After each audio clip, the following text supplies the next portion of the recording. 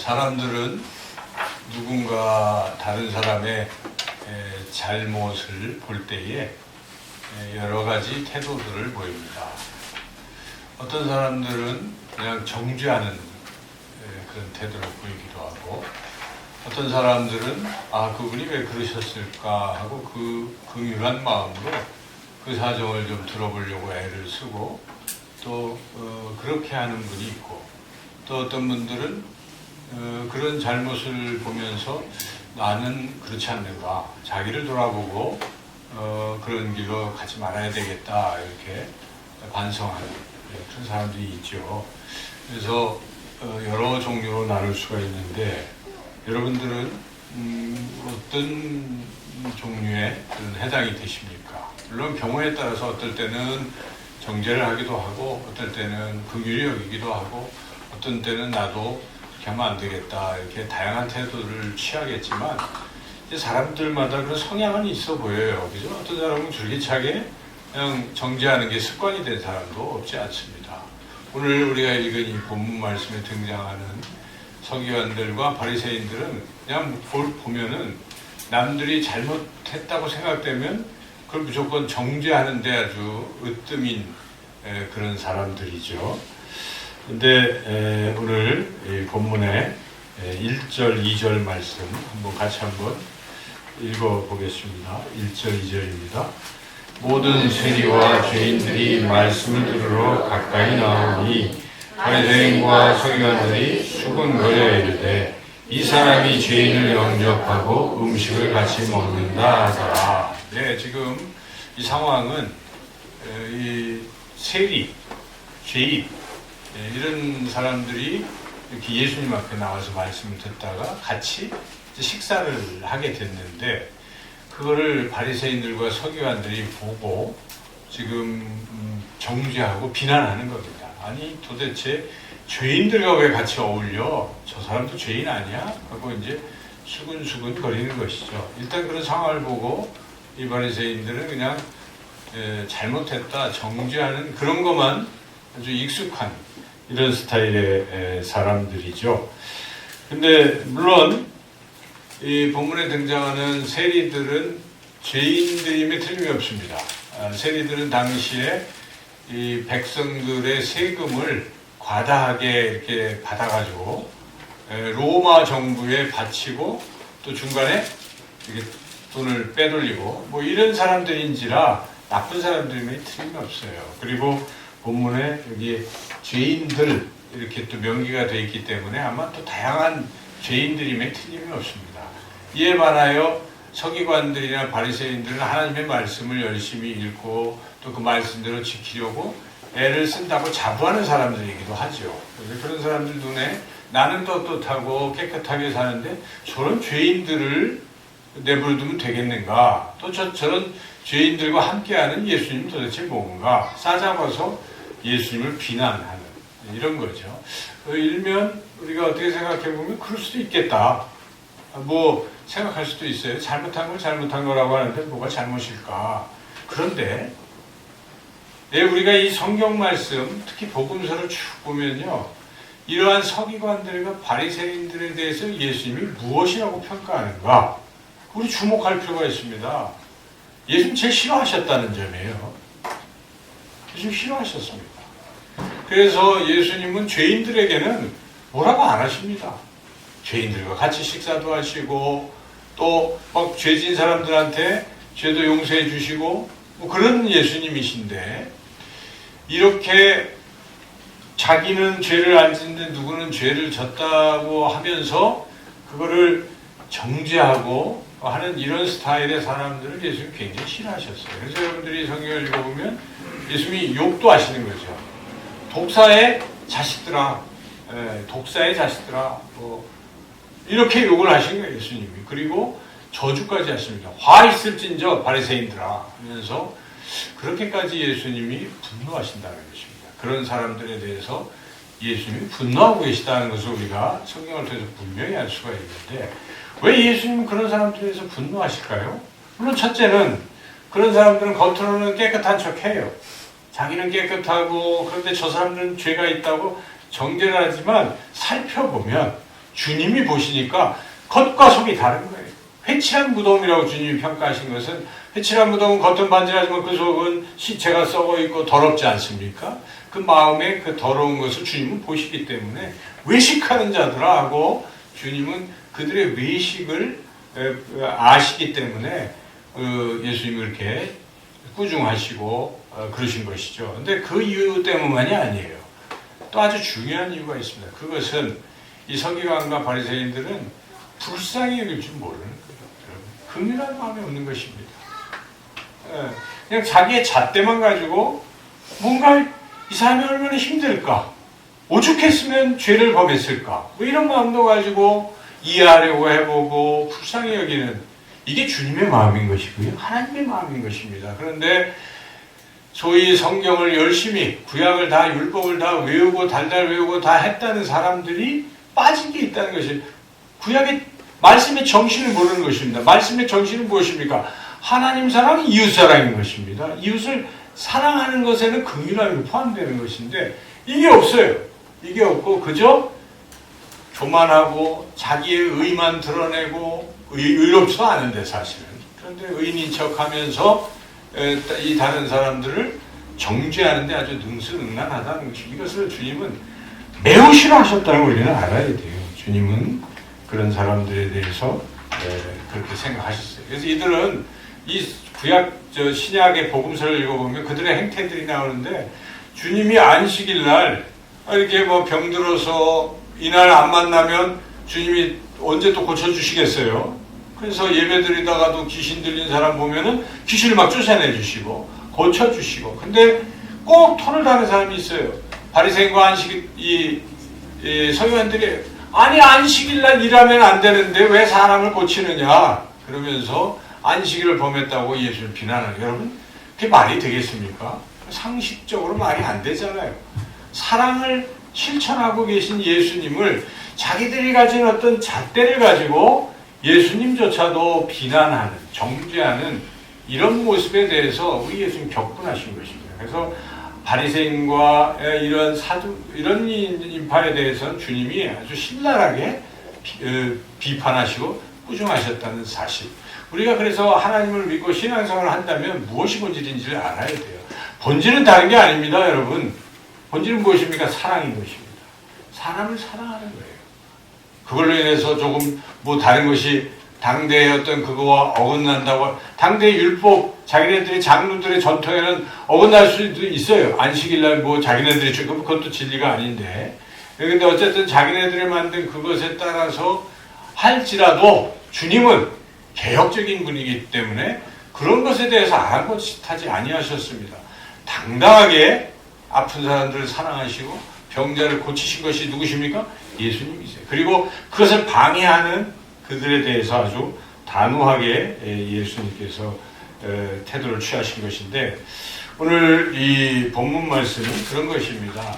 그들뿐만 아니라 또 예수님 제자들이 따라다니고 있잖아요. 지금 우리가 앞전에서도 주님의 참된 제자가 되려면 어떻게 해야 되는가, 계속 예수님은 십자가를 지러 가시기 전에 이 제자들을 진짜 제자 만들려고 훈련시키는 거예요. 그래, 이런 이야기들도 허투루 들을 얘기가 아닌 것이죠. 이거를 잘 새겨라. 너희가 진짜 제자가 되려면 나처럼 해야 된다 하는 걸 말씀하시는 것이거든요. 그래서 오늘 이 예수님이 그렇게 정죄하는, 남 비난만 하는 사람들을 향해서 하시는 말씀, 이해하기 쉽게 비유의 말씀들을 쭉 하시는데, 이어지는 비유가 15장에 3개, 16장에 2개가 나와요. 총 5개의 비유는 연관성이 깊이 있어요. 공통점은 사랑으로 대하라는 것입니다. 사랑이 더 중요하다는 것이죠. 자, 그런 비유로서 주님이 이제 쭉 말씀하시는데, 그 중에 오늘 우리가 본문으로 읽었던 것은 2가지 비유예요. 2가지 비유는 매우 유사하죠. 그래서 우리 본문의 비유의 말씀들을 중심으로 주님은 이러한 죄인들을 어떻게 대하시는가, 우리가 잘 알 필요가 있어요. 그것은 곧 죄인인 나를 주님께서 어떻게 대하실까 하는 것이에요. 우리가 깨닫게 되는 것이, 또한 우리도 주님처럼 주님을 따라가는 제자라면 죄인들을 어떻게 대해야 할 것인가를 또한 우리가 배울 수 있는 거예요. 그래서 오늘 본문을 통해서 우리가 그런 것들을 자세히 배우려고 합니다. 첫째로 예수님께서는 그 어떤 죄인일지라도 정죄를 받아서 심판을 받고 하나님 나라에 못 들어오게 되는 것을 전혀 원하시지 아니하신다는 것입니다. 어떤 죄인도 예수님은 다 구원받기를 원하신다는 이 사실을 우리가 분명히 깨달아야 됩니다. 오늘 본문의 7절과 10절 말씀을 연달아서 우리가 같이 한번 읽어보겠습니다. 시작.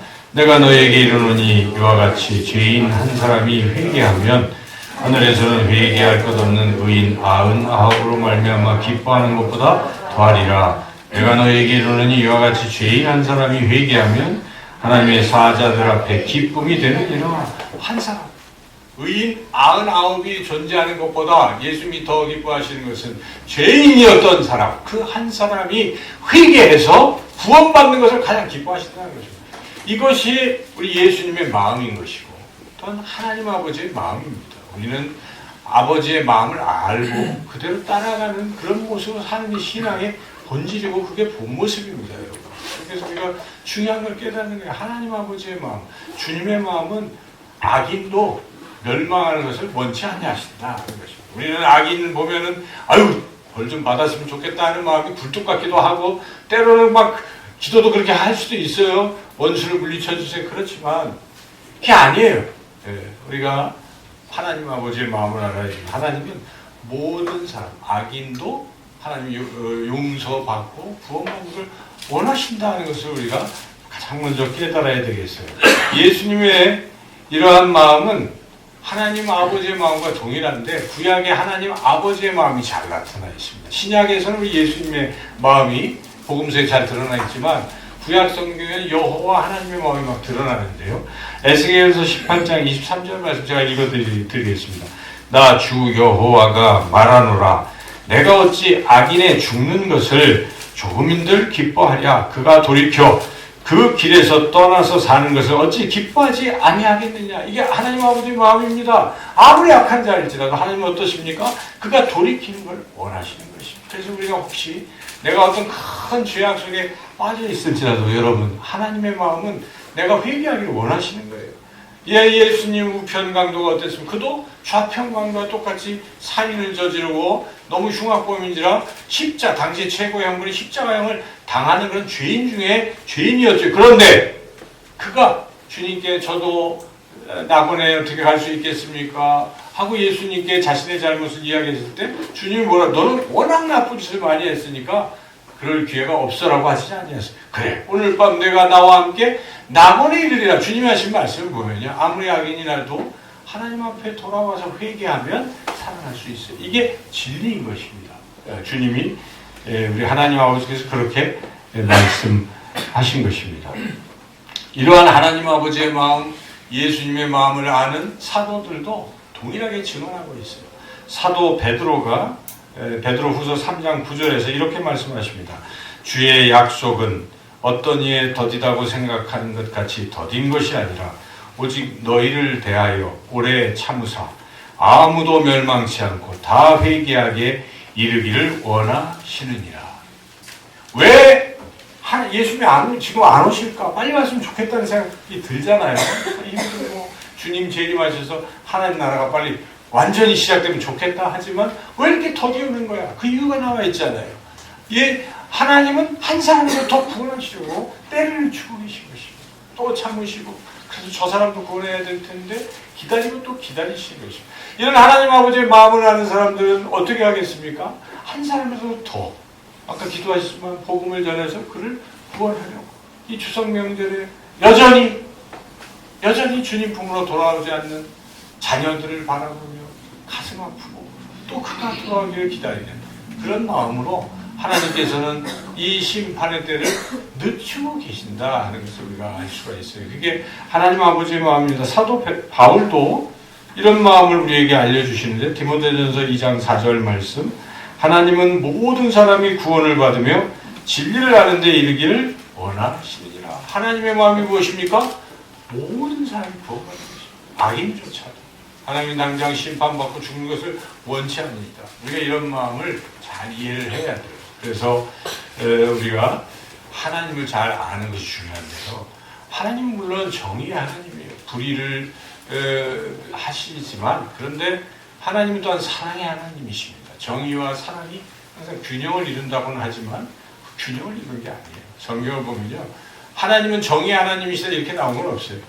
요한일서에 보면 하나님은 사랑이시라, 사랑 그 자체로 말씀하시고 사랑은 허다한 죄를 덮느니라 말씀하심으로써 우리 하나님은 사랑이, 정의보다 사랑을 하나님은 하시는 거예요. 그래서 만약에 정의를 계속 내세우면요, 여러분, 누가 심판을 받지 않을 수가 있겠습니까? 이 세상에 죄 없는 사람이 있습니까? 우리가 시편 14편에 하나님이 없다고 그 시편을 쭉 읽었지만 거기도 나오잖아요. 모든 사람이 죄를 범한 것이고 죄 없는 사람은 아무도 없다라는 것이에요. 그렇다면 우리는 정의 하나님 앞에서 다 심판받아서 당연히 멸망받고 끝장을 내야 되는 것이에요. 그러나 하나님은 사랑이신지라 우리의 그런 불의함을 하나님이 묵과하시려고 대신 스스로 십자가를 짊어지시겠습니다. 예수님이 십자가를 짊어지고 우리의 죄를 짊어지시고 우리의 죄를 용서해 주신 것입니다. 사랑의 하나님이신 것입니다. 우리가 그 하나님의 사랑을 잊지 말아야 될 것입니다. 그래서 우리는 그렇다면 하나님도 죄인인 나를 정죄하지 아니하시고 용서한다면 우리가 다른 사람 자꾸 죄 있다 정죄하는 것은 결코 옳은 것이 못 될 것입니다. 우리 예수님은요, 우리가 남 정죄하는 거 굉장히 싫어하십니다. 그거 알아야 돼요. 산상수훈에 남 정죄하는 사람을 향해서 경고까지 하십니다. 예수님이. 산상수훈 마태복음 7장 1절에서 쭉 이어지는 말씀인데 제가 쭉 읽어보면 여러분들이 다 아는 말씀 읽어보겠습니다. 비판을 받지 아니하려거든 비판하지 말라.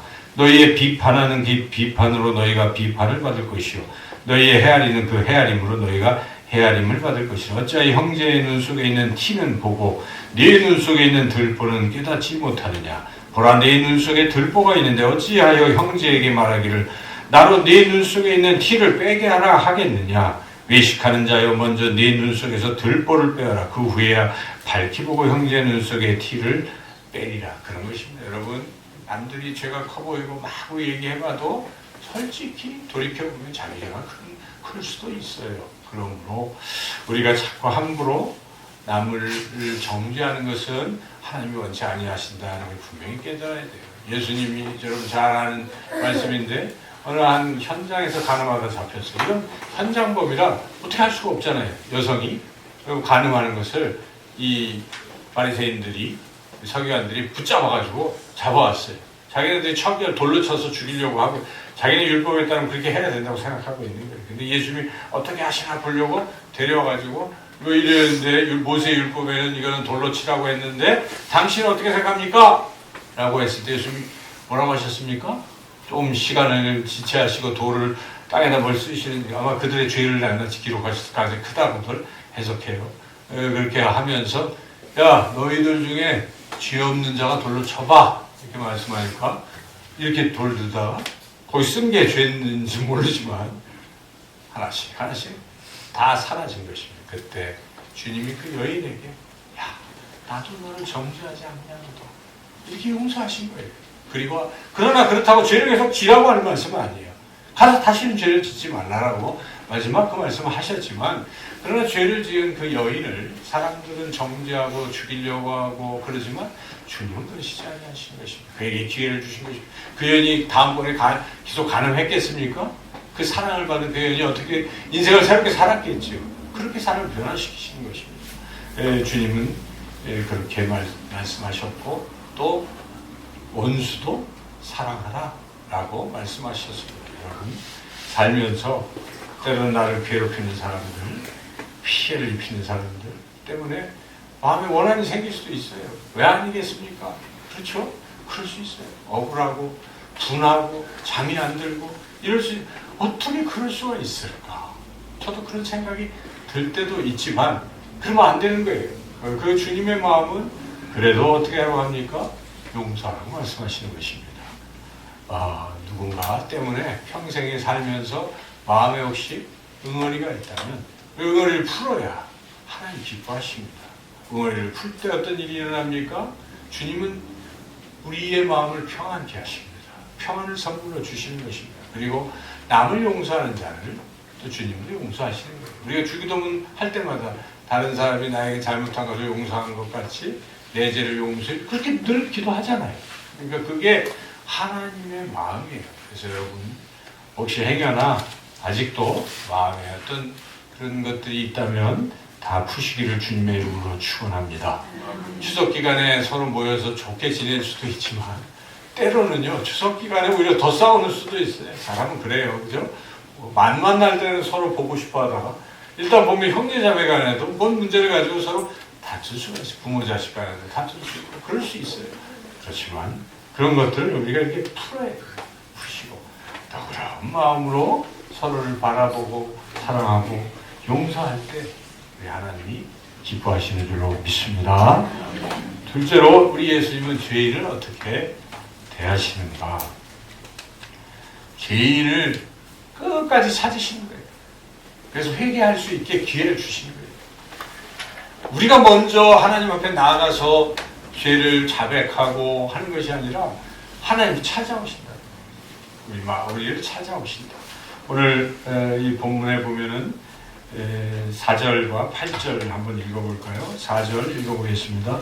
너희 중에 어떤 사람이 양 100마리가 있는데 그 중에 하나를 잃으면 99마리를 들에 두고 그 잃은 것을 찾아내기까지 찾아다니지 아니하겠느냐. 8절 어떤 여자가 10드라크마가 있는데 하나를 잃으면 등불을 켜고 집을 쓸며 찾아내기까지 부지런히 찾지 아니하겠느냐. 이렇게 이 비유는 곧 주님이 그러고 계시다는 것입니다. 주님은 이 죄인들을 찾아 나서신 거예요. 성경에 보면은 주님은 끊임없이 다니셨어요. 그래서 피곤한데도 어떤 사람 제자들이 여기서 막 기적을 베풀었기 때문에 여기서 이제 안주하시죠 할 때 주님이 그 새벽기도 마치시고 뭐라고 하십니까? 다른 데로 가서 전도해야 되겠다. 영혼들을 구원하시려고 죄인들을 찾아 나서시는 주님의 모습입니다. 때로는 불쌍한 사람을 보면 주님은 찾아가셨어요. 일부러. 베데스다 연못가에 38년 동안 꼼짝달싹 못하고 그냥 누우만 혹시 저 연못이 베데스다 연못이 물이 움직이면 천사가 와서 고쳐준다는 그런 전설 같은 이야기가 있어서 그거라도 어떻게 해보려고 움직이지 못하지만 다른 사람이 먼저 들어갈 텐데도 그 희망을 가지고 거기 누워있고 꼼짝없이 누워있던 그 사람이 예수님 어떻게 찾아가겠습니까? 전혀 가능성이 없었지만 주님이 일부러 그 자리에 찾아가셔서 그 사람의 병을 고쳐주신 것입니다. 삭개오를 생각해 보십시오. 삭개오는 세리장이에요. 그래서 가장 욕을 많이 먹던 그런 여리고의 삭개오가 예수님 오신다는 소식을 듣고 예수님을 찾아 나섰지만 키도 작고 해서 뽕나무 위에 이렇게 있었어요. 그런데 예수님이 그 많은 사람들 중에 삭개오야 내려오라. 왜 그러셨습니까? 주님은 그 여리고성을 가신 이유가 삭개오를 만나려고 가신 거죠. 삭개오를 찾아 나서신 주님의 마음을 우리가 짐작할 수가 있는 것이 성경 도처에 하나님이 찾아가신 여러분이 어떻게 이렇게 신앙생활을 하고 계십니까? 어떤 사람들 생각하기에 자기가 제 발로 하나님을 찾아왔다고 얘기해요. 그럴 수도 있지만 그렇게 오기까지 모든 상황들은 하나님 만드신 것입니다. 도저히 찾아가지 않으면 할 수가 없는 이런 상황들 누가 하신 것입니까? 하나님이 하신 거예요. 그렇다면 결론적으로 하나님이 나를 찾아오신 거예요. 나 같은 자를 하나님이 찾아오신 것입니다. 이런 우리가 믿음을 가져야 돼요. 이렇게 생각해 왔습니다. 이것이 맞습니다. 하나님이 나를 찾아오신 것입니다. 우리 스스로 하나님 찾은 것이 아니지요. 그렇게 우리 주님께서는 우리를 찾아오셨어요.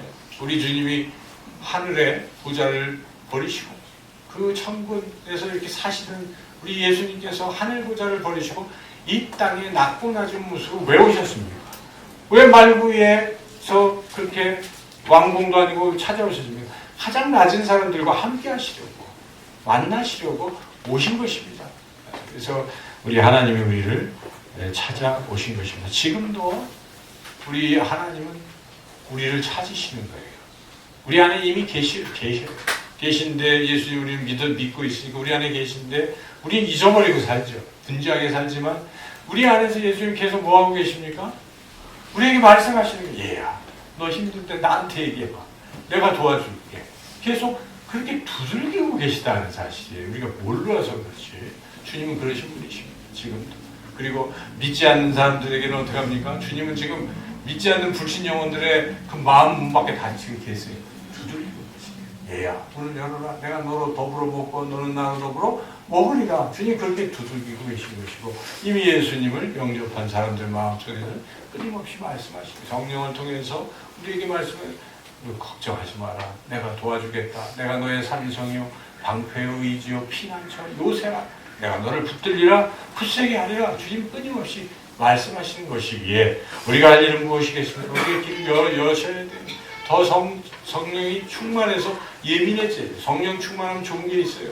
이 주님을 느낄 수가 있습니다, 여러분. 그래서 성령 기도 이렇게 하고 있으면 막 느껴집니다. 손으로 주님이 임재하시는 것이 뜨겁기도 하고 무겁기도 하고 그렇게 주님이 계시다는 것을 주님도 느끼게 해주시고, 그 기도를 통해서 성령 충만받은 사람들은 주님의 임재를 느끼기 때문에 더 쉽게 주님께 의지하고 살아갈 수 있는, 기도는 그렇게 우리 주님의 임재를 더 느끼게 해주는 큰 통로가 되는 것입니다. 기도하는 거예요. 기도하시고 말씀 보면 주님의 그 음성이 활자로 우리에게 다가오는 거예요. 아, 주님의 뜻이 이렇구나. 오늘 제가 이렇게 설교를 여러분들에게 전하기 때문에 예수님의 마음이 어떤 것인지, 하나님의 마음이 어떠신지를 좀 깨닫게 되는 건 아니겠습니까? 그래서 우리가 부지런히 말씀도 듣고 기도도 하는 것이에요.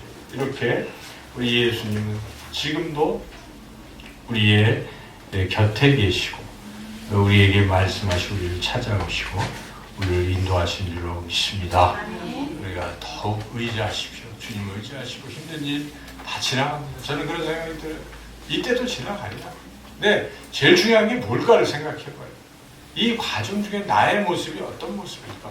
내가 정말 정직하게 하나님을 더 의지하는 사람일까? 이것도 그냥 별거 아니에요, 사실. 저는 그런 생각이, 다 인생 지나가는 것인데 저는 늘 생각하는 게, 제가 하나님 앞에 딱 섰을 때 너 그때 뭐 했니? 물어보시는 게 더 중요할 것 같아요. 그래서 여러분, 아무리 큰 고난도요 지나갈 수 있어요.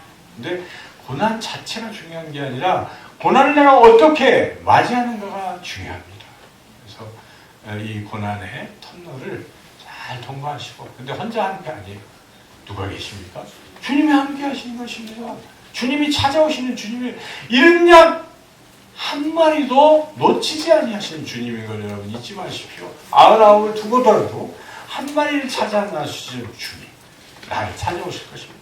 내가 아무리 힘들어도 여러분 우리를 찾아오시는 거예요. 우리가 그래서 주님을 더욱 의지하시고, 그리고 우리가 한 가지 더 할 일이 있어요.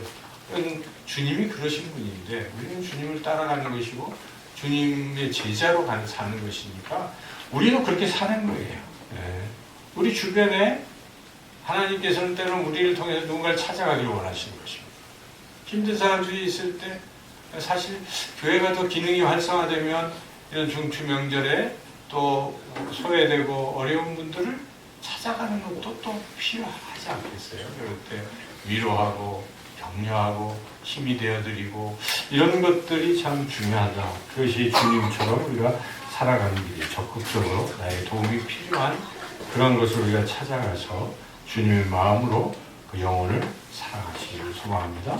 오늘 말씀 다시 한번 정리하면, 첫째는 다른 사람 정죄하는 것보다 불쌍히 여기시기를 축원합니다.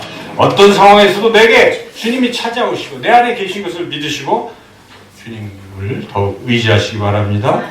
그리고 주님의 마음으로 이 힘들고 어려운 이웃들에게 적극적으로 찾아 나서서 주님의 손과 발이 되어서 주님의 사랑을 실천하는 저와 여러분의 삶이 되시기를 주님의 이름으로 축원합니다.